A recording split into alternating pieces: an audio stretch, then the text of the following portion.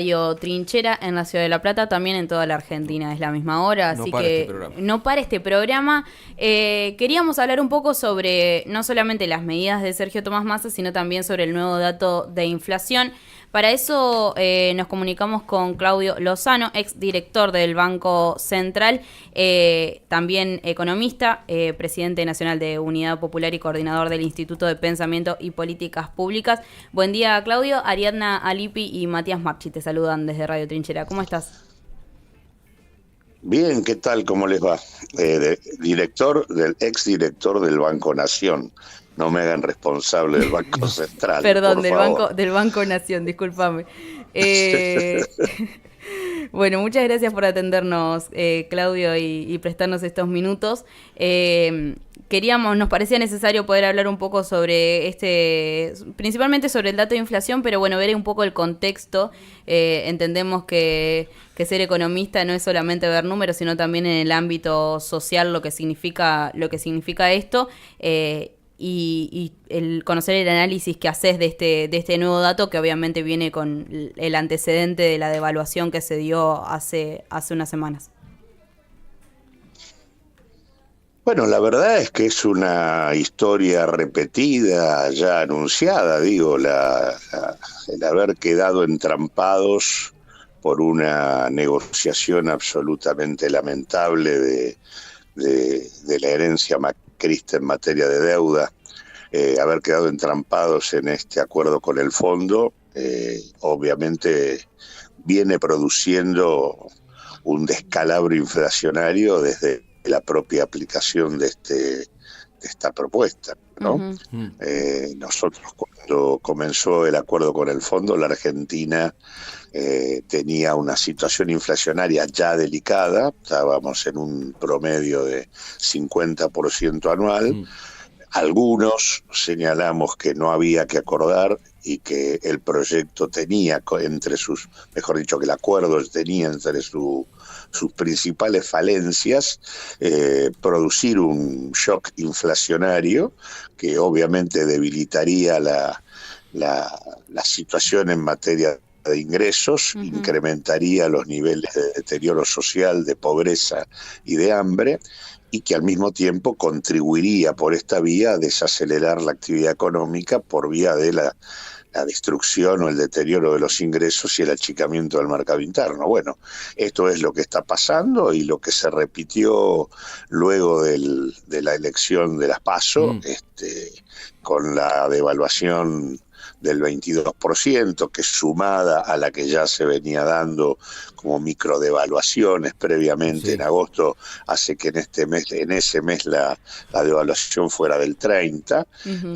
Sumado a la decisión también involucrada en el acuerdo con el fondo de subir las tasas de interés hasta un rendimiento anual del 209%, son todas cuestiones que no hacen otra cosa que ponerle nafta al proceso inflacionario, y eso es lo que está impactando en el índice de precios de este mes, en este 12,4 promedio, con un 15,6% en alimentos, dominado además por el impacto que tuvo la carne, con un impacto también muy fuerte en el rubro medicamentos, es decir, dos cuestiones, alimentos y medicamentos absolutamente esenciales para sectores muy vulnerables de la población.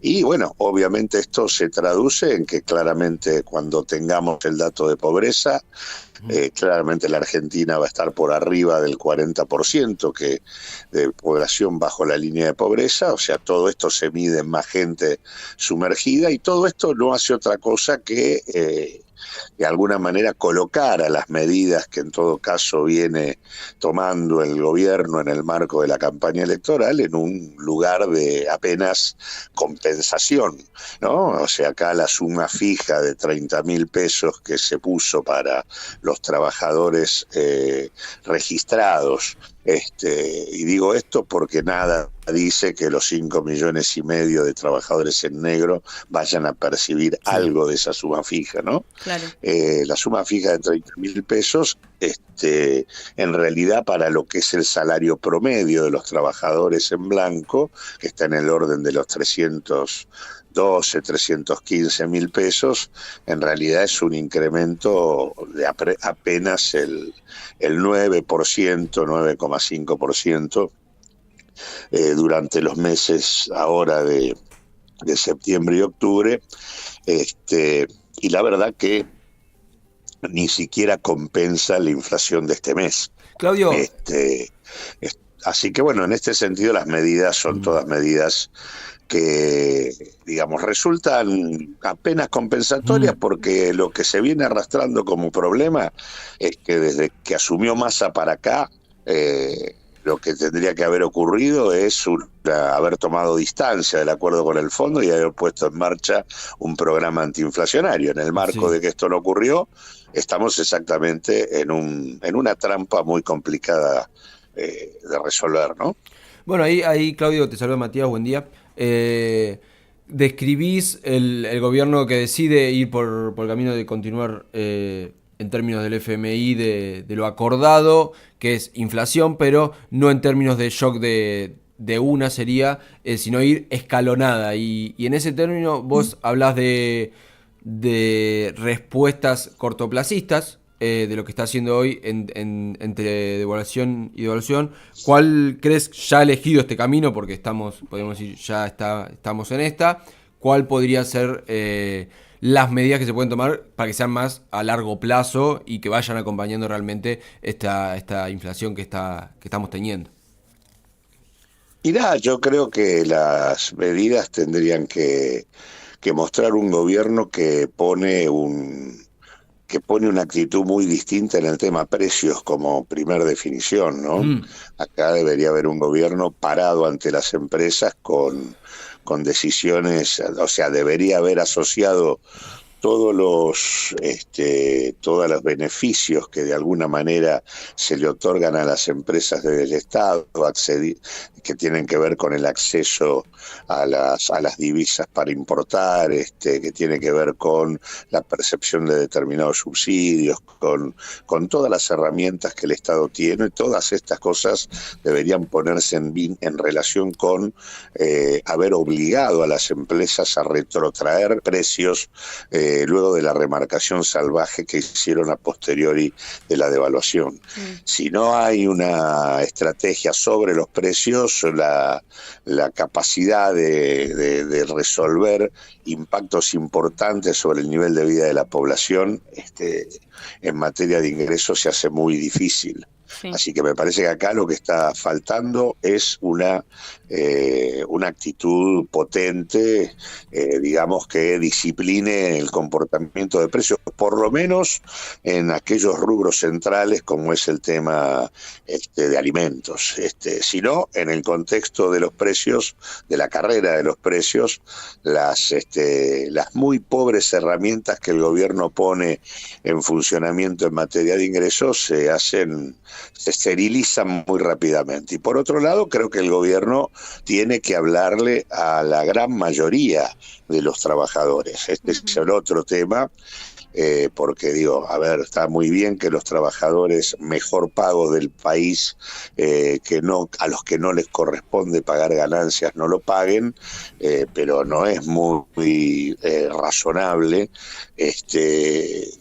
digamos, dejar afuera de medidas importantes a la gran mayoría de 800.000, 900.000 trabajadores, cuando los trabajadores son en la Argentina 19 millones. Y en realidad, vos fijate que en este contexto, del mismo modo que digo que la suma fija representa solo el 9% para alguien que gana 300.000 pesos. Para el caso de un trabajador que gana 1.000.000 de pesos al mes, la resolución otorgada al eliminar el pago del impuesto para quienes ganan menos de 1.800.000, uno que gana 1.000.000 frente a uno que gana 300 va a recibir 180.000 pesos de manera permanente, y el que gana 300 va a recibir 30.000 por 2 meses de manera transitoria. O sea que acá hay una manera de intervenir en el cuadro de la situación, en donde se le da más a quien más tiene y menos a quien menos tiene. Entonces, en ese sentido, creo que lo que se viene confundiendo es el objetivo acá. Para mejorar la situación hay que ir con una batería potente que llegue a los que están más postergados. Si yo le doy 180.000 pesos al que gana 1.000.000 de pesos y le doy 10.000 pesos al que tiene un potencial trabajo, por más que luego le diga que si va y paga con su tarjeta de débito le voy a devolver 18.000 pesos en el curso de la compra de alimentos, productos de higiene y demás, la verdad es que la intervención no es muy justa.